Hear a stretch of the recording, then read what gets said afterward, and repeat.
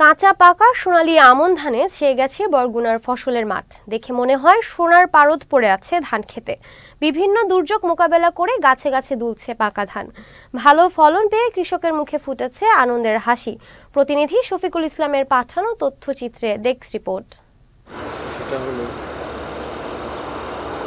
বরগুনা, পাথরঘাটা, বামনা, বেতাগী, আমতলী, তালতলী এই ৬টি উপজেলায় রাস্তার দুপাশে সোনালী আমন ধানের মাঝে তাকালে চোখে পড়ে নয়নাভিরাম দৃশ্য। এই বছর বিভিন্ন দুর্যোগের মোকাবেলা করতে হয়েছে কৃষকদের। তারপরও দুর্যোগ কাটিয়ে খেতে কাঁচা ও পাকা ধানের সোনালী ফসল দেখে কৃষকের মুখে হাসি ফুটেছে।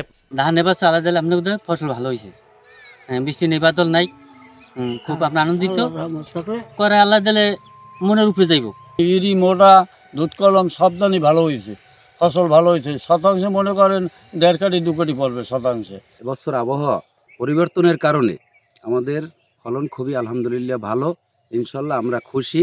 স্থানীয় জনপ্রতিনিধিরা জানিয়েছেন, একসময় শ্রমিক সংকট থাকলেও কৃষি অধিদপ্তর থেকে কম্বাইন হারভেস্টার মেশিন দেওয়ার কারণে ধান কাটা, জমি চাষাবাদ করা সহ নানা সুবিধা পেয়েছেন কৃষকরা। আমার ইউনিয়নই নয়, শুধু টোটাল বরগুনা সদর উপজেলায় সকল জায়গায় আমনের ফলন খুব ভালো আছে। বোধহয় আল্লাহ ফখরুল আলমিন খুব ভালোভাবেই ধান তুলতে পারবে সকলে। সরকার যেভাবে ধান কেনাকাটা করছে, এভাবে যদি থাকে তাইলে কৃষক বেঁচে থাকতে পারবে।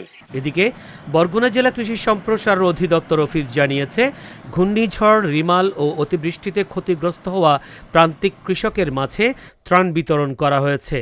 ২ ধাপে ৬টি উপজেলায় ২১,৮০০ ক্ষতিগ্রস্ত কৃষকের মাঝে আমনের বীজ ও সার বিতরণ করা হয়। কৃষক এখন আসলে উচ্চ ফলনশীল জাত, বাংলাদেশ ধান গবেষণা ইনস্টিটিউটের যে উচ্চ ফলনশীল জাত বিয়ার বৃধান ৮৭, বৃধান ৫২, এই ধানগুলো চাষে খুবই আগ্রহী হয়েছে।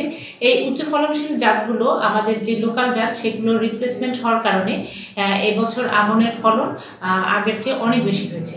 সেই সাথে কিছু প্রাকৃতিক কারণও ছিল, এবছর বৃষ্টিপাত যথাসময়ে হওয়া এবং সেই সাথে আমাদের সরকারি যে সার এবং বীজটা আমরা সময় মতো কৃষকের হাতে তুলে দিতে পেরেছি।